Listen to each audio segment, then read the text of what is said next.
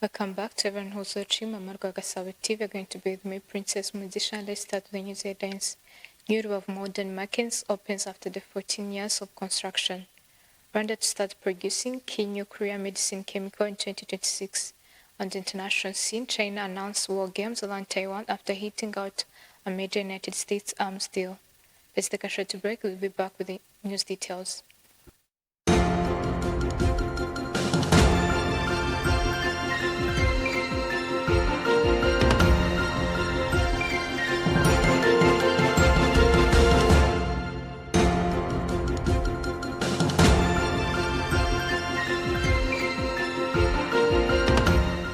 Let's start to news details here in Rwanda, where the long-awaited Rubavu Modern Market in the Rubavu district has finally opened its doors to traders, making the end of the 14-year construction journey and paving the way for further development in the area.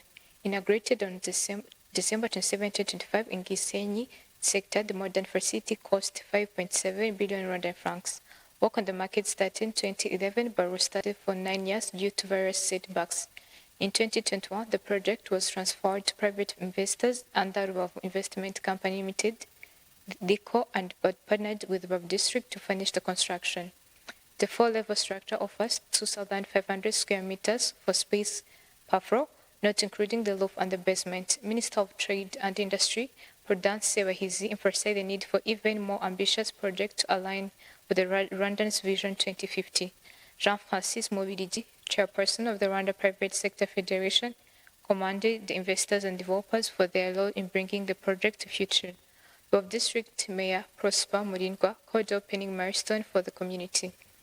Pierre Celeste, chairperson of the DICO Limited, expressed gratitude to the government for its support.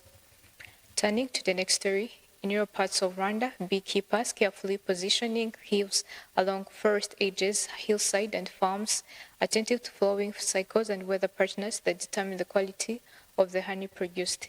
The work is deliberate and patient. For many small-scale producers, honey is both livelihood and a tradition shaped by knowledge passed down over generations. Yet for most producers, international markets remain distant where global demand for premium and infused honey is growing. Access to those markets often depends on consistent supply, quality standards, and partnership that can bridge producers to consumers abroad. As interest rises in the United Kingdom for traceable, wellness-oriented honey, Rwandan beekeepers are being encouraged to consider how their product could move beyond local and regional markets into the high-value export channels. Now let's turn our focus to this story. While starting the first quarter of 2026, Rwanda is said to become the producer of the radionuclide, a key chemical for the nuclear medicine. Nuclear medicine is a specialized medical field that uses small amounts of radioactive materials, known as radiotracers, to diagnose and treat diseases by observing psychological functions and cellular activity inside the body. It uses advanced technologies such as the pulse emission tomography scan. This is expected to be rolled out at Rwanda Military Referral and Teaching Hospital. According to Rema Wilson, the acting division manager for the nuclear and radiation safety at the Rwanda Utilities Regulatory Authority, Rwanda has already acquired the equipment for production of the radionuclides. Let's take a short break. We'll be back with the international news. Bakiriya bacu beza, Smart Home yahoze ari Danube Home tubifurije Noheli nziza n'umwaka mushya muhire wa 2026. Muri izi mpera z'umwaka tubafitiye promosiyo ya 25% discount plus free selected gift. Urugero, uragura intebe kuri discount ya 25% tukakongeza meza cyangwa kabati ka televiziyo cyangwa imisego yo mu ntebe. Uragura igitanda kuri discount ya 25% tukakongeza bed cover cyangwa imisego yo ku buriri cyangwa amashuka. Uragura kandi table à manger kuri discount ya 25% tukakongeza ibisorori cyangwa ibyombo. Si ibyo gusa kandi kuko icyo wagura cyose muri zimera z'umwaka muri Smart Home urahabwa igabanyirizwa rya 25 ndetse ugatombora impano ishimishije. Nuguhera tariki ya 8 kugeza 31 Ukuboza 2025. Icyitonderwa, amategeko n'amabwiriza birakurikizwa. dukorera KBC Kimihurura, waduhamagara cyangwa ukatwandikira kuri nimero ya telefone ikurikira 0788 90 50 90. Abakiri uzababonera mu byo barya. Ku ifunguro rya mu gitondo uzasangamo ibiribwa nk'amagi, kurya saa sita na nijoro usangamo ibirimo inkoko, ariko cyane cyane kuri konte ye uzasangaho amafaranga menshi. Ibi bintu byahoze bigoye kubigeraho kandi bigenewe bake cyane. Hari kera tutaramenya NCGR Limited, sosiyete nyarwanda ifite ituragiro ry'inkoko za Tetra Super Harco, ubwoko bw'inkoko zitanga amagi n'inyama byinshi mu gihe gito cyane. Isake igira ibiro biri hejuru ya 2.5 mu byumweru 12. Buri imwe itera amagi arenze 230 ku mwaka. Ni inkoko zidapfa cyane kandi ziba ahantu hose. Iyi tera irya garama zitarenze 145 z'ibiryo, ibituma idahenda mu kuyorora. Ukeneye gushora imari mu bworozi bwa Tetra Super Harco, hamagara cyangwa wandikire NCGR Limited kuri 0796 09 66 cyangwa bandikire email kuri info@ncgrlimited.com.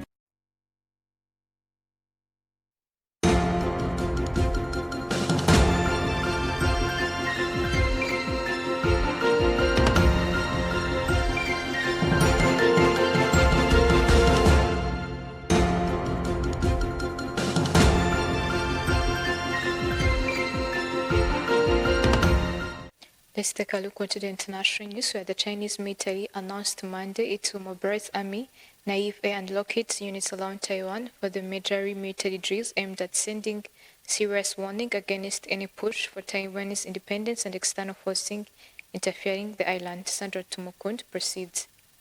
Let's start with international news in Africa. Voting in the Central African Republic's national election appears to have gone smoothly in many places, with local observers reporting no major disturbance at polling stations. The elections on December 28, 2025 see incumbent President Faustin Archange Touadera seeking a controversial third term after constitutional change removed presidential term limit, a move his critics say weakens democratic checks. Touadera's support by Russia, security support and credited by some voters with improving stability, is widely seen as favorite in a crowded field of 7 presidential contenders. 2.3 million voters are casting ballots for president, legislators, and local offices, with provisional results expected by early January. The vote has drawn international attention due to ongoing questions about fairness and position obstacles, even as many polling sites reporting calm conditions on election day. Turning to our next story, US President Donald Trump said on Sunday that he and the Ukrainian President Volodymyr Zelensky were getting close, maybe very close, to an agreement to end the war in Ukraine, while acknowledging that the fate of the Donbas region remains a key unsolved issue. The two leaders spoke at a joint news conference after meeting at Trump's Mar-a-Lago resort in Florida on Sunday afternoon. Both leaders reported progresses on two of the most contentious issues in peace talks: security guarantees for Ukraine and the division of eastern Ukraine's Donbas region that Russia has sought to capture. Both Trump and Zelensky offered few details and did not provide deadline for completing a peace deal, although Trump said it will be clear in a few weeks whether negotiations to end the war will succeed. He said a few torn issues around territory must be resolved. Zelensky said an agreement on security guarantees for Ukraine has been reached. Trump was slightly more courteous, saying that they were 95% of the way to such an agreement and that he expected European countries to take over a big part.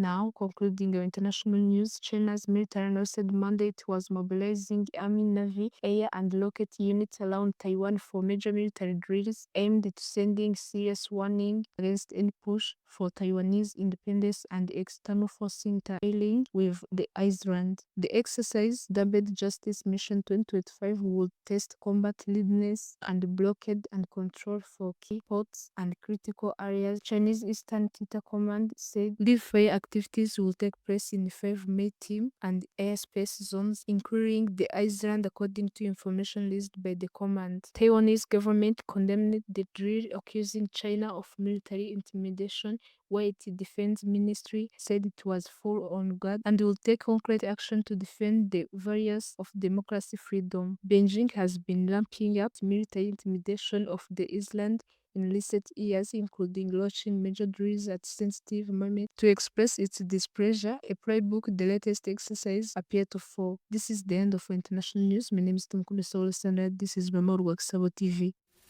As we come to the end, let's go back to the news headlines. New of modern market opens after 14 years of construction. Rwanda to start producing key nuclear medicine chemical in 2026. On the international scene, the China announces war games around Taiwan after hitting out a major United States arms deal. Thanks for having me. Stay tuned.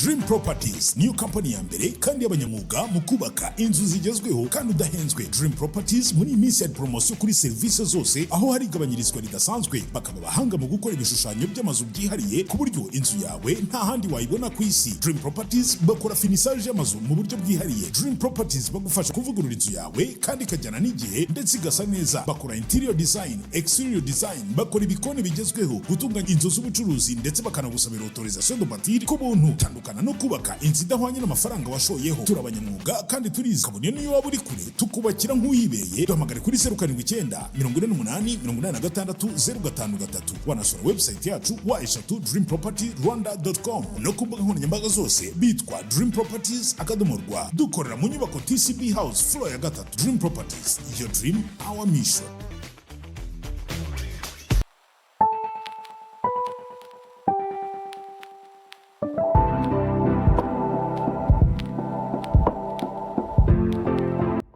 Iyi si yacu iri guhinduka ku muvuduko utarigeze ubaho mu mateka y'umuntu.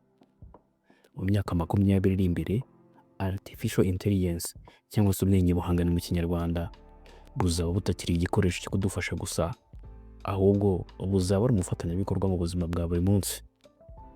Ariko se ubu bwenge buzadufasha gute? Cyangwa se ntabwo buzadutwara isi yacu? Nitwa Shadadi Habimana, mbahaye ikaze mu cyegeranyo cy'uyu munsi uko tugiye kugaruka uko ubwenge buhangano artificial intelligence buzahindura isi mu myaka 20 iri imbere. Ikaze. Artificial intelligence cyangwa se AI cyangwa se ubwenge buhangano mu kinyarwanda ni ubushobozi bw'ikoranabuhanga bwo kwigana imikorere y'ubwenge bwa muntu, gukenera amakuru, kuyasesengura no gufata ibyemezo. Kuva mu myaka 1950 ubwo Alan Turing yatangiraga kubaza ati ese imashini zishobora gutekereza? Iki gihe abahanga batangiye urugendo rwo gushyira mu mashini imitekerereze ya muntu. Kuri ubu artificial intelligence cyangwa se ubwenge buhangano bushobora kwigira ku makosa yabwo, bukamenya icyo abantu bashaka mbere y'uko bivuga, ndetse bugakora ibyo umuntu yabonaga ko bitoroshye. Kuri uyu munsi AI cyangwa se artificial intelligence iri hose mu matelefone, harimo nyinshi cyane nka Siri, Alexa ndetse n'izindi zitandukanye. Mu buvuzi harimo ibikoresho bisuzuma indwara mbere y'abaganga. Mu bucuruzi harimo algoritme zigena ibyo abantu bazagura. Mu buhinzi hari drone n'imashini zimenya igihe cyo gusarura. Ibyo byose biratanga icyizere, ariko buri kintu cyiza gishobora kugira ikiguzi. Hari impungenge z'uko izasimbura abantu mu mirimo cyangwa se ikaba ifite ubushobozi bwo kugenzura ubuzima bwacu. Ako kaba ari akaga. Artificial intelligence igeze no mu bintu by'abantu batatekerezaga ko ari ibyabo gusa. Kuri uyu munsi ishobora kugukorera indirimbo, kuvuga ubuhanzi, ubugeni ndetse n'ubwanditsi. Kuri uyu munsi ubwenge buhangano bwandika ibitabo, bukora indirimbo, bukora filime ndetse iranashushanya. Mu bukungu biteganyijwe ko hafi 40% by'imirimo y'isi ishobora kuzahinduka bitewe n'ikoranabuhanga. Ariko nubwo imirimo imwe izazimira, hazavuka indi mirimo mishya ifite agaciro kurushaho, cyane cyane mu by'ubumenyi, igenamigambi n'imicungire y'amasoko. Mu myaka isaga 20 iri imbere artificial intelligence izahindura ubuvuzi ku rwego rudasanzwe. Izi mashini zizashobora kumenya indwara mbere y'uko igaragara mu mubiri. Robo z'abaganga zizajya zibaga neza kurushaho, zifasha no mu bihugu bidafite abahanga badahagije. Mu burezi buri mwana azigishwa hakoreshejwe uburyo bujyanye n'imbaraga ze. AI teacher izamenya aho umwana akomeye n'aho akiri hasi, imufashe kwiga mu buryo bumworoheye. Icyo isi itaramenya neza kuri bigendanye na artificial intelligence ni uburyo bwo kuyigenzura. Abantu bakibaza bati ese niba robo yakora ikosa rigahitana umuntu, ninde wabibazwa? Ese niba ubwenge buhangano bufashe icyemezo ku muntu, uburenganzira cyangwa se igihano izaburenza ubushobozi bwa muntu? Abahanga benshi bemeza ko ikibazo nyamukuru kitari mu mashini ubwazo, ahubwo kiri mu muntu uzikoresha n'uburyo azigenzura. Ku mugabane wacu wa Afurika ufite amahirwe akomeye mu myaka iri imbere bigendanye n'ubwenge buhangano. Mu gihe ibihugu byateye imbere bizaba bimaze kugera ku rwego rwo hejuru mu ikoranabuhanga, Afurika izaba ifite abaturage benshi bafite ubumenyi bushya. Ibihugu nk'u Rwanda, Kenya, Nigeria na Afurika y'Epfo byo byamaze gushyiraho gahunda zo guteza imbere AI mu burezi, ubuhinzi ndetse n'ubuzima. Mu gihe gito Afurika ishobora kuba isoko y'ubumenyi bushya ku isi yose, kuko nifite urubyiruko rwinshi, urubyiruko rushobora kuzavamo ibihanganye mu myaka iri imbere. Mu myaka 20 iri imbere isi ishobora kuyoborwa n'ubwenge butaremwe, ariko bwaremwe n'ubwenge bwa muntu. Ese bizaba ari intsinzi y'ubwenge cyangwa se intangiriro y'ubwoba bushya? Kuri ubu igihe kizabivuga, ariko ikizwi ni kimwe: ubwenge buhangano ntibuzahindura isi, izaduhindura natwe. Tekinoloji ni nk'umuriro, ishobora kugutwika cyangwa kumurikira bitewe n'ukuntu uyikoresha. Ndabashimiye cyane. Nitwa Shadadi Habimana. Komeze kugira ibihe byiza unakurikira ibiganiro bitandukanye. More Rwagasabo TV komeza kubategurira.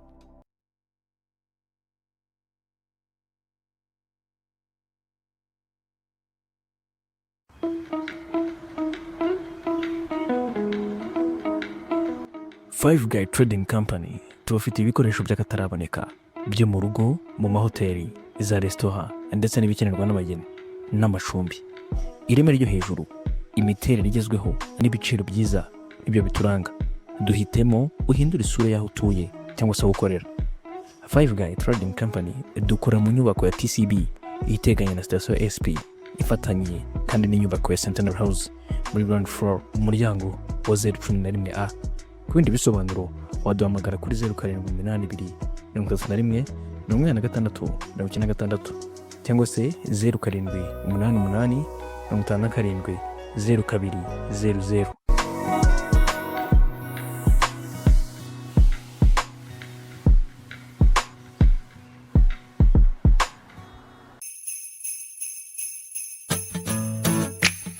Bakiriya bacu beza, Smart Home yahoze ari Danube Home tubifurije Noheli nziza n'umwaka mushya muhire wa 2026. Muri izi mpera z'umwaka tubafitiye promosiyo ya 25% discount plus free selected gift. Urugero, uragura intebe kuri discount ya 25% tukakongeza ameza cyangwa kabati ka televiziyo cyangwa imisego yo mu ntebe. Uragura igitanda kuri discount ya 25% tukakongeza bed cover cyangwa imisego yo ku buriri cyangwa amashuka. Uragura kandi table à manger kuri discount ya 25% tukakongeza ibisorori cyangwa ibyombo. Si ibyo gusa kandi kuko icyo wagura cyose muri izi mpera z'umwaka muri Smart Home urahabwa igabanyirizwa rya 25 ndetse ugatombora impano ishimishije. Nuguhera tariki ya 8 kugeza 31 Ukuboza 2025. Icyitonderwa, amategeko n'amabwiriza birakurikizwa. Dukorera KBC Kimihurura, waduhamagara cyangwa ukatwandikira kuri nimero ya telefone ikurikira 0788